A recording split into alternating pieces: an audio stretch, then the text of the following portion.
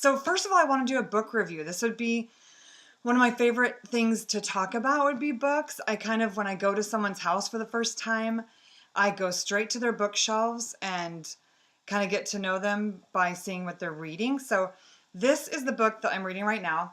I also, let's see, there we go. I also just finished Blink by Malcolm Gladwell, which was really interesting. But this is the book that has really been giving me a lot to think about right now. I have 7 kids. I blog over at Homeschooling for the Whole Family. And I also am on Instagram at Jen Pepito. But, my kids are my passion. And my oldest is 22 and my youngest is 6. And so I've been parenting a long time. But when my oldest were a little bit younger, we were doing family a little bit different. And we'd also been missionaries in Mexico for 4 years. So some of the stuff that we're trying to navigate now is a lot different than what we were navigating then.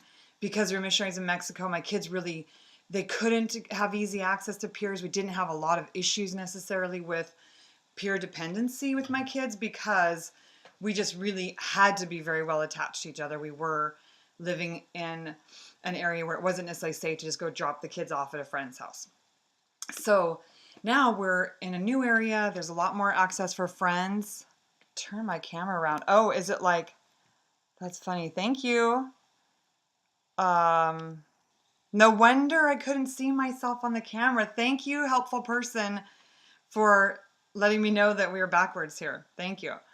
Okay, so anyhow, we have a different life now. I have kids going up to college. Even my 15-year-old is going up to the community college with his older siblings.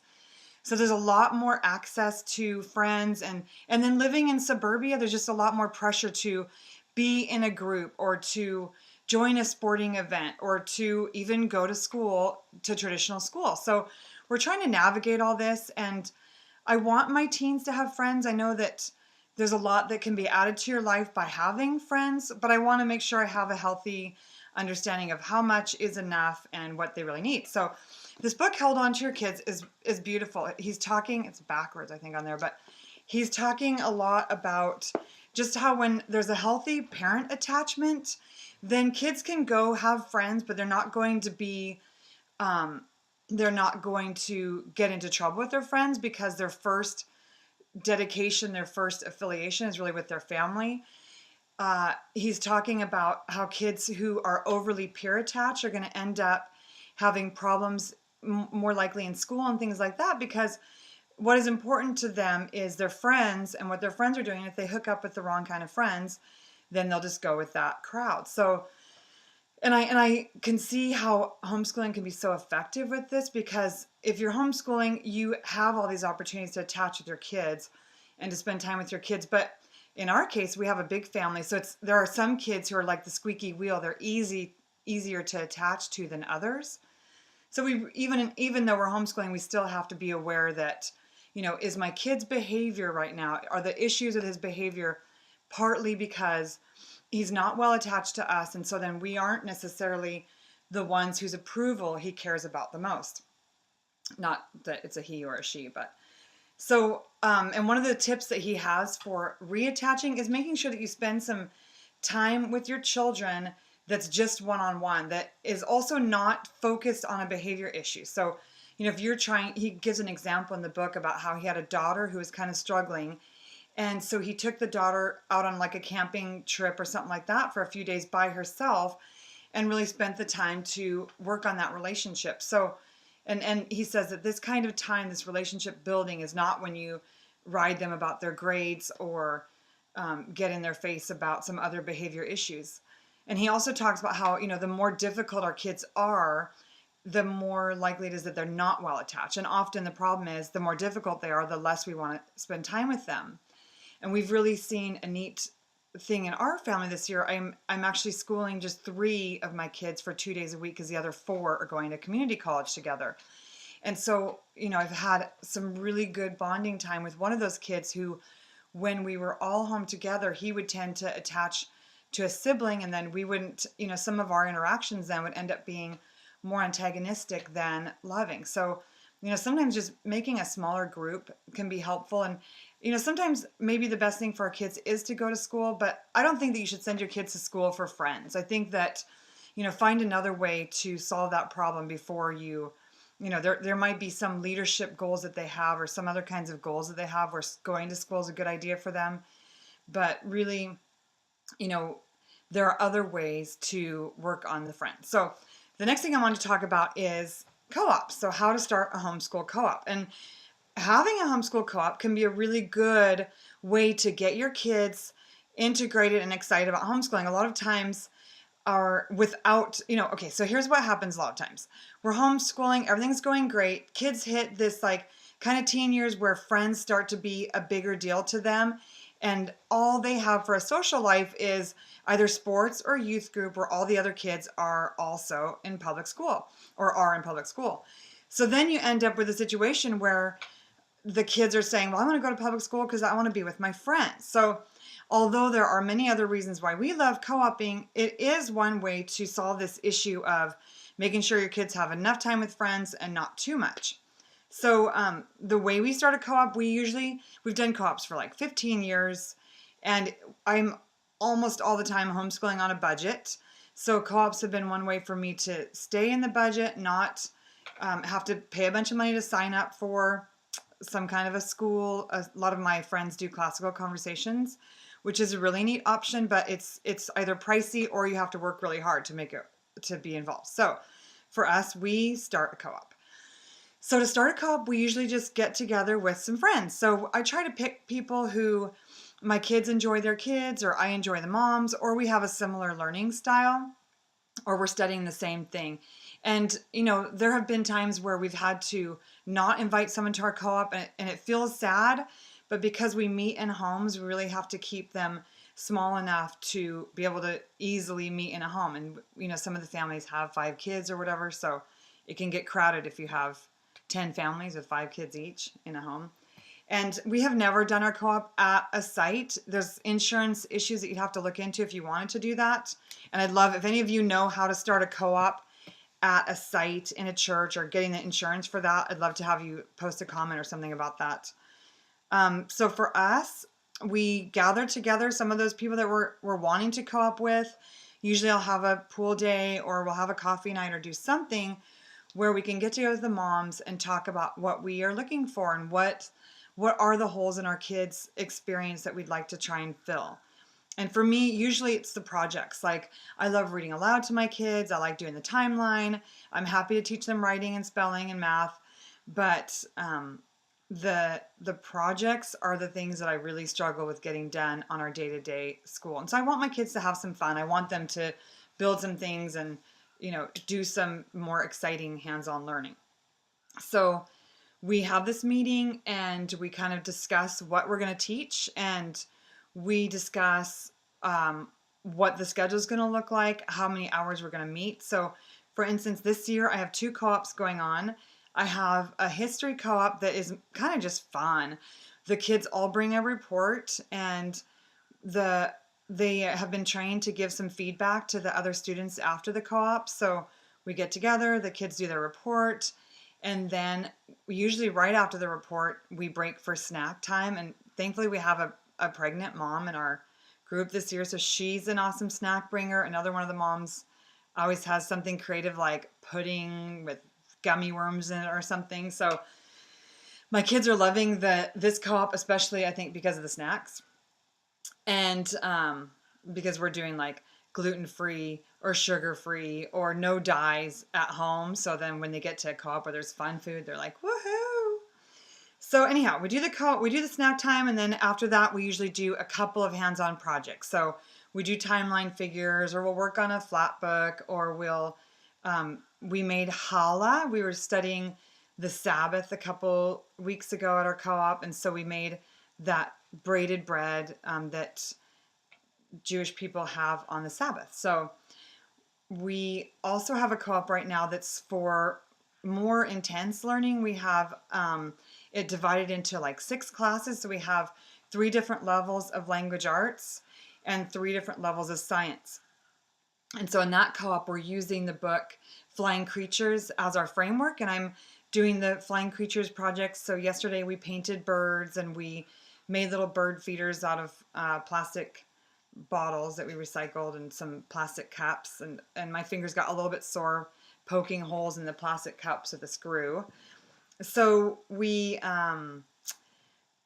are doing that, and then the older kids at the same time are being taught general science and biology by some other moms. So this is really good for me because the kids are having an opportunity to learn with some of their same age friends, and they're having an opportunity to learn from another mom, and it means that somebody else gets to do the biology experiments with my kids, which I so far, I'm still loving reading out loud to my kids and doing projects and teaching them reading, but I haven't necessarily gotten excited about high school science yet, which is one reason why the older ones are going to junior college.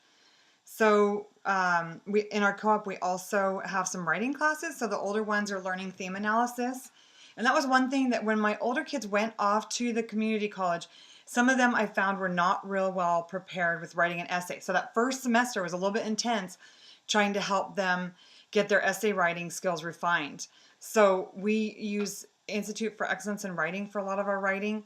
But this year in the theme analysis class, the kids are also having to write papers where they include some like some quotes of what the writer's saying. So they're learning MLA format, and they're learning how to really say back in their own words what they're learning from a book in a more in-depth way. And then the mom who teaches that class is actually correcting their papers, which I love because I have a hard time being the meanie and saying, do this, do that on your paper. So it's kind of nice to have somebody else give them feedback. And that's really one of the main beauties of a co-op is that you, as moms, you can get together, you can see what other kids are doing in their reports. Your kids have the added motivation. It's not just their own siblings. And a lot of times if you're homeschooling a family, there's a birth order. Typically the oldest child is going to win at everything, and they're going to have the best reports always. So it's nice for your younger kids if they can get learning with some other kids, and they're going to have an opportunity to write a report and have it be matched with more a same level person. So there's kind of a motivation where on the one hand, they can go and give the report and feel like, wow, I did a great job here. And on the other hand, they might be able to go and give a report and say, okay, I can see that I need to work on some stuff. So it's really motivating for the kids. And then for myself as a mom, I love to see what other moms are doing in their homeschooling. I love to see what other kids are learning and how things are working out. So it's been really inspiring for us. It's been a great way to develop homeschool community. We've been doing it, like I said, for like 15 years. And so we've had field trips. We've made interesting food. The kids have come dressed up in costumes. There's all kinds of ways that it has blessed our homeschool journey. And a few of the books that we've used have been Mystery of History. We've used that as a framework several years. The Story of the World is another one that you could use kind of as a framework. So I don't follow those exactly, but basically in between our co-op meetings, I'll do the reading, or I'll read books that are on the subject. And then when we get to our co-op, we'll do the activities and the reports.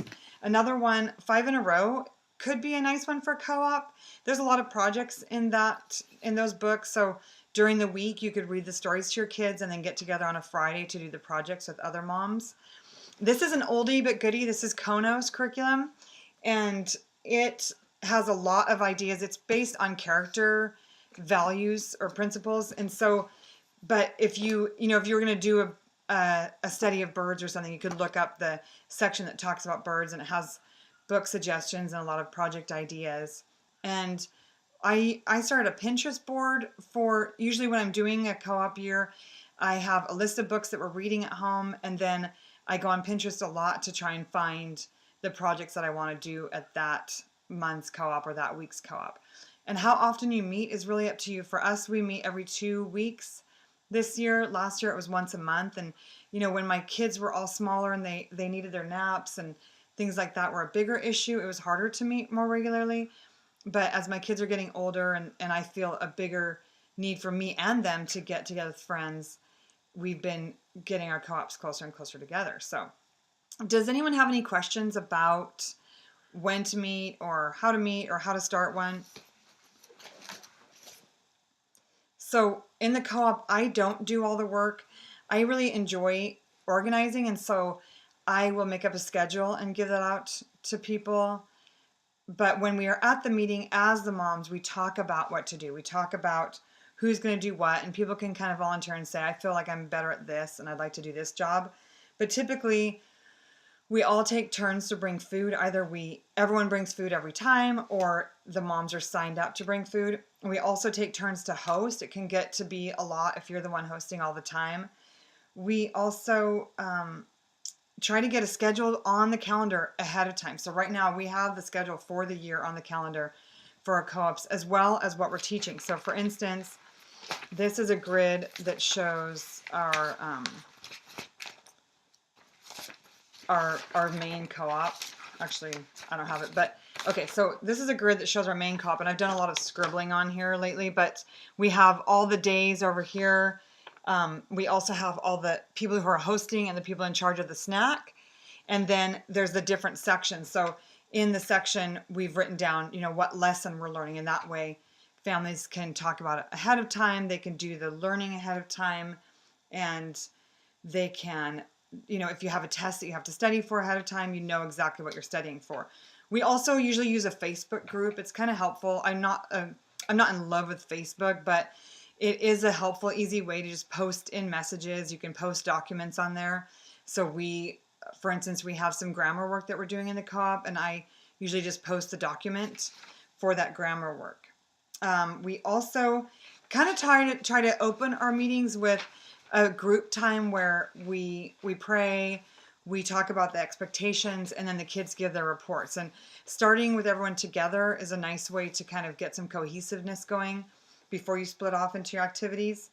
We also try to be a little bit clear about expectations and rules ahead of time. I want to make sure that we're not going to someone's house and then just totally trashing their house because we haven't had any expectation or clarification on what was expected. So it's been really lovely doing a co-op. It's enriched our homeschool in so many ways. And like I said, it saved us a ton of money because a lot of these, I know that you can, in certain areas, you can find classes that your kids could take for science or writing or a co-op, but being able, or a paid for co-op, for instance, but being able to co-op with our friends has built deeper friendships, has built community, and it's definitely been a great way to give my kids some extra learning opportunities while still keeping us in that budget that we have. So if anybody has a question, now would be a good time to post. And if not, I'm going to go get back to some reading out loud.